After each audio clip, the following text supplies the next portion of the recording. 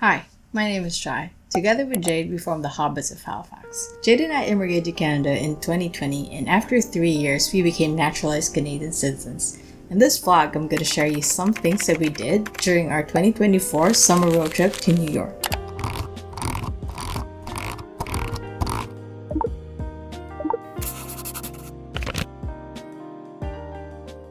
Less than a year since we've been back from New York. This time we're headed back to New York on a road trip. As new Canadians, we were making the most of our blue passports that allow us visa-free travel to 118 countries. Since obtaining Canadian citizenship, I've been back to the Philippines and then Japan, and again this time we crossed the border to the US to complete this road trip to NYC. What was supposed to be a 14-hour drive from Halifax to Manhattan took us on a road trip to the Woodbury Common Premium Outlets before we actually made our way to the hotel. Talk about starting a vacation. And speaking of starts, I'm going to start this vlog with the prep side that I did before we went on the trip. Hey guys, so it's Sunday morning and it's the last Sunday that we have to prepare for a trip. We do have a New York summer road trip that we've been planning for quite a while. Just us and a couple of our friends. So today's our last Sunday to prepare, just putting things together. And then I have a haircut at 10 and also a massage at 12, just making sure that I have all those things in place. We're going to be driving. It's going to be a road trip. So this is going to be like the prep side of that trip, which I love to do. I do feel like I was born to just travel and plan trips. So for the rest of 2024, again, we do have this road trip coming up on Wednesday. We're driving out from Halifax Wednesday night, arriving in New York Thursday early morning. So our itinerary is probably going to change up a little bit since the group that we're with, they're pretty much, they go with a free-flowing kind of itinerary, which is fun. Another thing that I'm going to be learning from this trip, or aim to learn from this trip, is traveling with people who have different like travel profiles. Like there's going to be a family with young kids, and then there's going to be a single person. Sorry, I don't want to rub that in. And then there's going to be me and Jade, who've been traveling together since 2018. So yeah, I'm going to probably just do this as a daily, like a day in my life kind of thing. Not going to name it a day in my life. It's going to be part of my New York summer road trip vlog series. It's going to be 3 parts. That's what I plan to do, just because of the amount of the traveling that we're going to be doing, the amount of things that we're going to try and squeeze into that trip. So come join me. Prep, travel, drives, and everything else in between.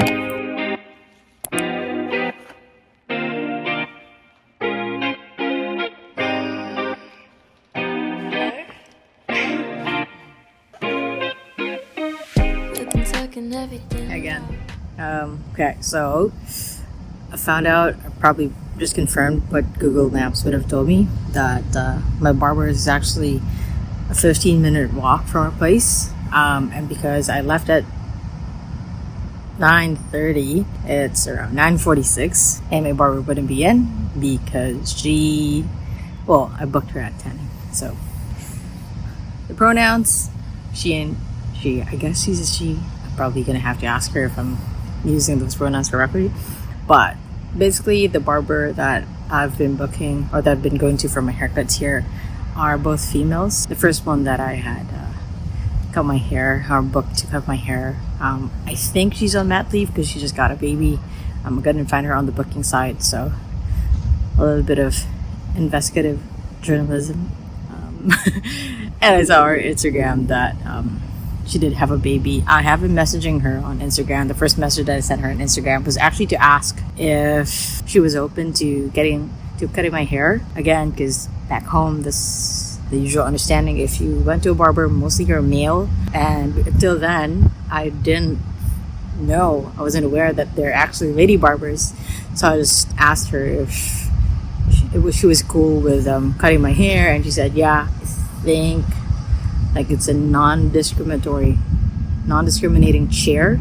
That's kind of like the term that she used, closer around that line. So like, okay, cool. Because if I have a shared previously or a new channel, I maybe have never said it on the channel. I do identify as LGBT, which is why I want to share this content, kind of like show this place where we live at, Halifax, Nova Scotia, in Canada, like how I would live as an LGBT person or somebody who is identified as LGBT. So that's why I go to the barbers and kind of like experiment or experience that. And fortunately, there are lady barbers in Halifax, and the closest one to my place is kind of like a 15-minute walk. So that's why for today, I'm just going to the same barbershop, but a different lady barber. Which again, I did what I thought was a courteous thing of sending him a message on Instagram, because they do actually share their Instagram handles on the booking site. So yeah, so I'm just rambling along, just a kind of another my day. Because I came early, I went up to the hill. So that is the clock tower over there, and then I'll show you the view. Why I chose this view.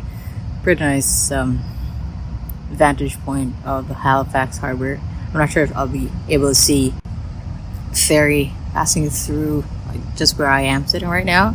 It's kind of pretty neat view. And there you go. A nice quiet haircut on a Sunday with the barber. I wanted something that would dry easily. I'm so sick and tired of the long hair that I got. My hair is probably one of my worst enemies. We never get to understand each other, even if I've had it for as long as I've been living. So that's what my barber did. I just told her I wanted the back gone, the sides gone, leave some length at the top. I'm not even sure why I'm doing this review, but just like I'm happy that it turned out. I'm now walking to my appointment, which I'm still going to be early again for, so I have a book. Hang out a little bit for the waterfront, show you a little bit of the waterfront.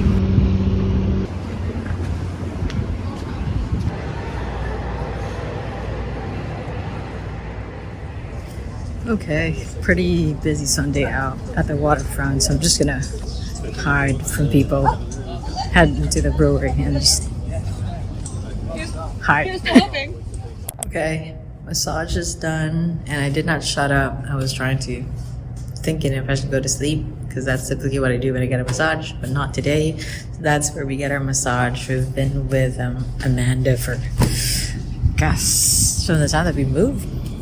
No, not really, but Jay's been really just comfortable with her, and we thought we lost her, and then we found her again. So she's our go-to. So it's time to go home, prep some more for New York, or if I didn't see you again, probably see you on the road. Drive-in Day 0.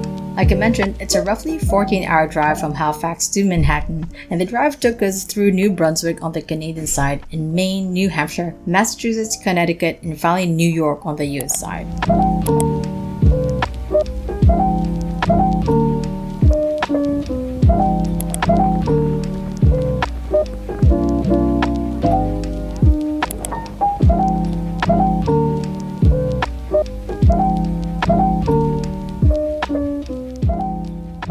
It is possible for one person to do the whole 14-hour drive with some pit stops in between, and it's even a friendly route for new drivers, I'd say. But taking breaks as often as possible to pee, to rehydrate, to stretch, or maybe to take a nap, I think really goes a long way.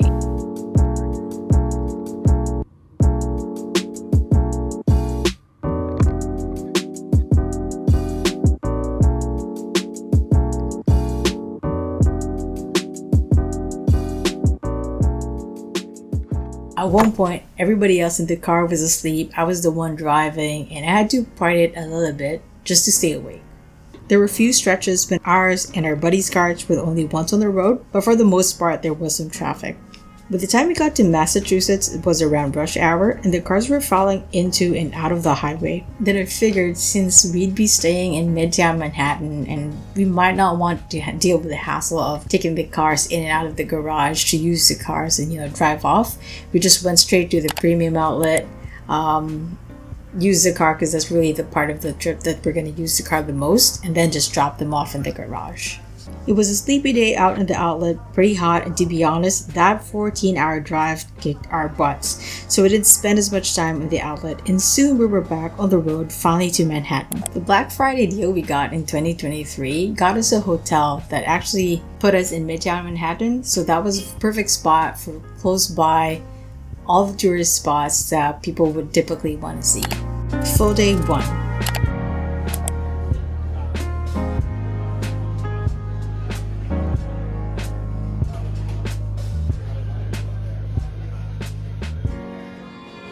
We visited Chinatown the day after we arrived.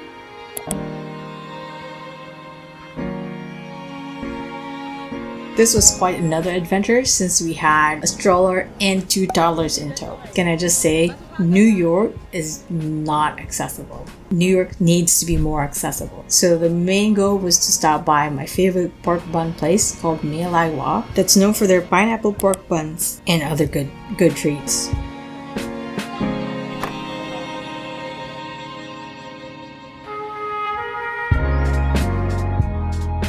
We hung out at Columbus Park to finish our pork buns.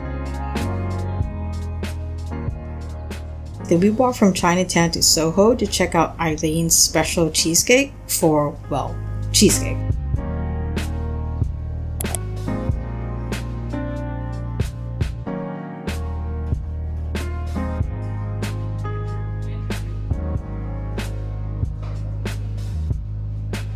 Then we made our way upway to the Soho shopping area. We were supposed to drop by the Nike store, but it was closed to public for some reason. The security won't tell us why.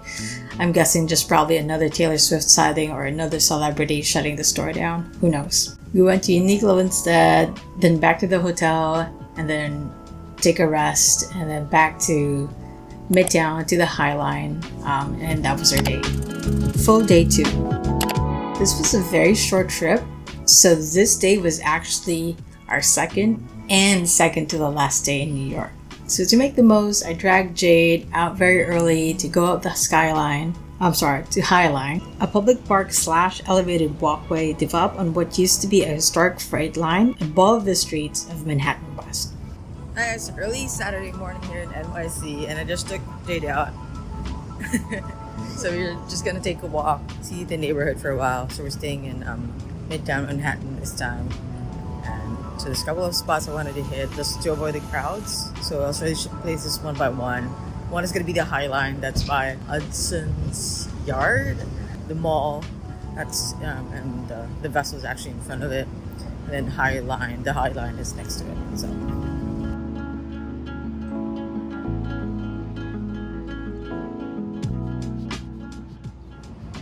Elevated parks or elevated walkways are one of my favorite things to do now or find out. And when in New York, granted, we've only been to New York. Like this is probably just the 3rd time. Not sure if we're gonna do it again, but a couple of the vloggers that I've been watching and following, so they've been featuring these elevated walkways. I do find that within Manhattan, like sidewalks are okay. Just some interesting people, but like the elevated walkways are like still also an elevated experience, just another way of like seeing the skyline and seeing the area in a different view. This is where we are right now. I don't know what the place is called, but I'll show you what it looks like up here.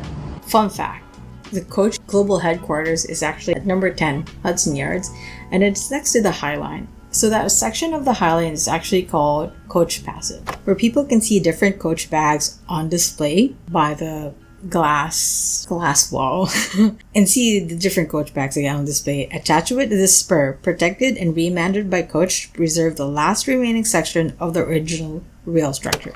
Fun coffee. It's by Daily Provisions over at the... I still don't know the building name. Sorry about that. I'll Google it, post it here. But now the gate to the High Line walkway is already open. We're gonna just walk around a short time, I guess, and we're gonna head back out, back to the hotel, pick up our friends, and then we're gonna go walk a little bit more because actually our second to the last day in New York before we drive back to Halifax. And because I just dragged her out of bed, that's how she looks like right now.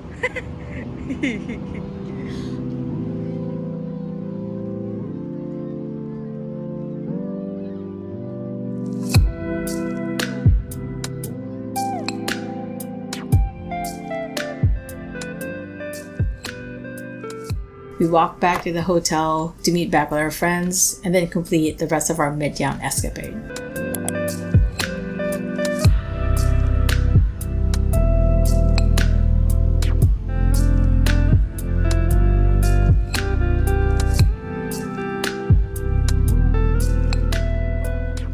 With the whole gang in tow, we went to Bryant Park, saw some people gathered for an exercise session, then into New York Public Library's Watchman Building. With so many people coming and going, and tourists like the hustle and bustle of the touristy activity, I'm really surprised that people can go into the library and study, more so do research. Well, it looks like it's a popular place to people just go and do their paperwork. NYPL was pretty inside, and the interior is just reminiscent of a Hogwarts hallway. I can easily imagine somebody buying their Hogwarts robes from the Harry Potter exhibit close to Macy's and then just walking up the stairs a la Harry Potter style. After NYPL, we walked a couple more, hit a couple stores, and then finally made our way to the Grand Central Terminal, or Grand Central Station. It was, well, grand. Like everywhere else, though, there were lots of people and so no accessibility ramps. Then we took the subway on JLo's line, aka the 6, from Grand Central Station to 59th Street, so we can take the Roosevelt Island tramway. For $2.75, this was kind of a low-key tourist attraction, like those cable cars that you would see wherever else, like Hong Kong or Alberta or slopes of the Alps or something like that. At least this one's $2.75.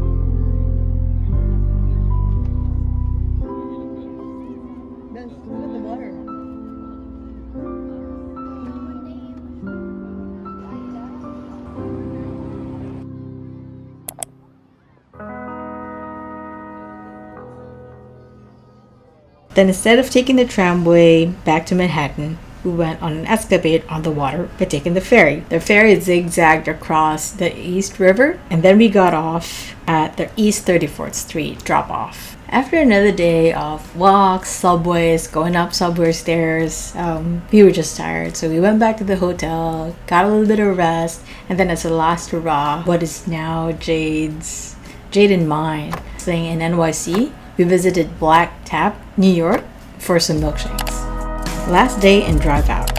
Having seen enough of Manhattan for now, we kind of decided to leave Manhattan or New York earlier, but I did manage to squeeze in just a short solo adventure, I think about an hour or two, on a city bike. Check out my adventure on Instagram, or adventure Instagram, which is at chaipoon.902, and that actually took me to Chelsea, West Village, Flatiron District, and then back to Midtown, I think. Hey guys, so it's a last day in New York, and I'm just getting a city bike to drive around. I'll show you around Manhattan on a city bike, just some scenes around the city on a Sunday morning.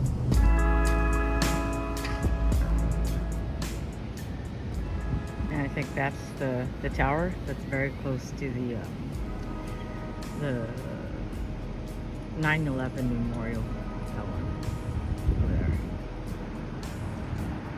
Okay, coolest thing ever as I'm like cycling and wandering just through the streets of Manhattan. I think I'm somewhere in the West Village, or in between Chelsea and Tribeca. So I checked my Google Maps. I said I wanted to make my way back to the Flatiron District, and maybe I don't know what else I'm gonna do when I'm back up there. But I checked Google Maps and I found out that we're actually in the area where Carrie Bradshaw's apartment was.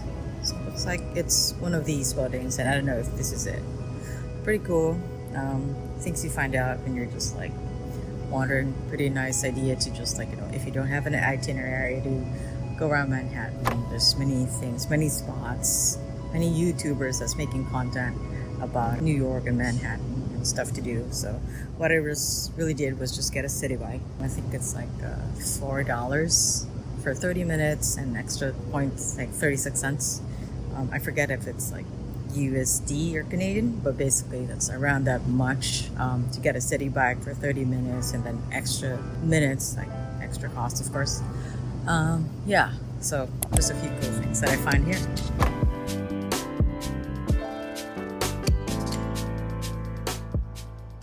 And because the portal was still next to the Flatiron building, I still got to say hi to some people in Dublin. So the portal is actually basically two cameras. One is based in Dublin, the other is based in Manhattan, next to the Flatiron building.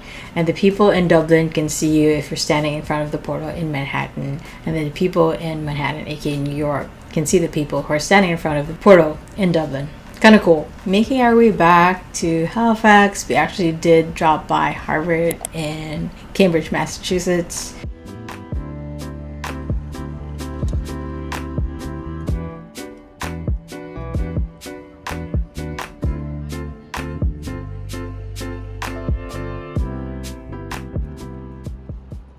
I took in a deep breath to hopefully get some intellect into my sleep-deprived brain, and then we were back again on the road home.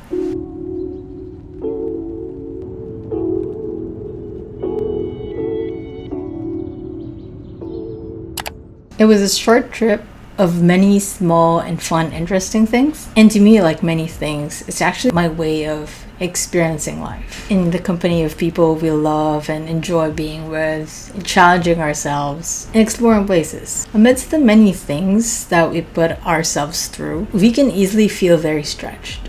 And then we find that we're never really going back to normal. And that is a way of life that I've embraced for myself. And to me, my thinking is there's no way to go but to go forward. So in sharing this adventure that we just had, I hope that you guys got some notes, maybe a trip to Manhattan, maybe some other insights about living as an immigrant in Canada, how you can enjoy like the things that you've worked hard for, or maybe some sort of value. But thank you very much for watching, and I hope to see you in the next adventure. Peace.